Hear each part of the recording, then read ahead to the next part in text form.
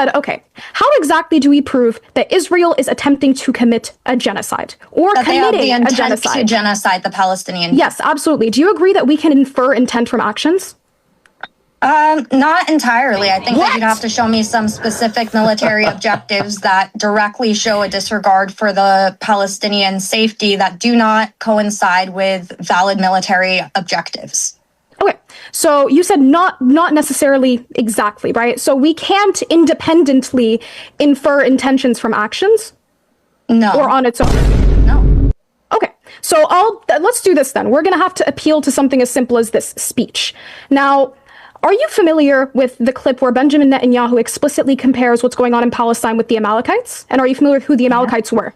Yes. All right, who were the Amalekites? They were the biblical enemies of biblical Judea. Okay, and what did God say that you were supposed to do to them? That you are supposed to annihilate them. Annihilate all of them, correct? Yeah. Women, children, infants, camels, donkeys. Does that sound like genocide to you? No. What? Because when you're looking at it, Netanyahu was specifically referencing Hamas in this speech. What you're trying to do is take things out of context. And if you're going to go down the route of using words in order to infer genocide, then I'm going to have to ask you to basically... So you can't use actions. You can't use words. What are we using, man? Leadership. What are we using, man? Genocide when you say it. Of the Jews, and this is something in which he directly references the Jews, unlike Netanyahu. So I would need you to show me direct military objectives that have been carried out with the disregard for the lives of the Palestinian, because that is at direct odds with the actions that the IDF has taken, like I said, through evacuation notices, even risking their own soldiers' lives as well as the lives of hostages in order to give Gazans time to leave, despite the fact the Gazan population overwhelmingly supports Hamas. Stop it. Get some help.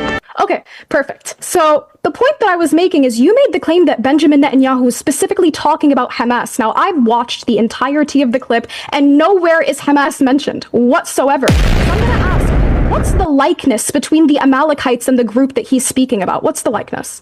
The likeness is that they are both enemies of the state of Israel. Oh my God. Yeah. And were those women, children, infants, camels, and donkeys enemies of the state of Israel?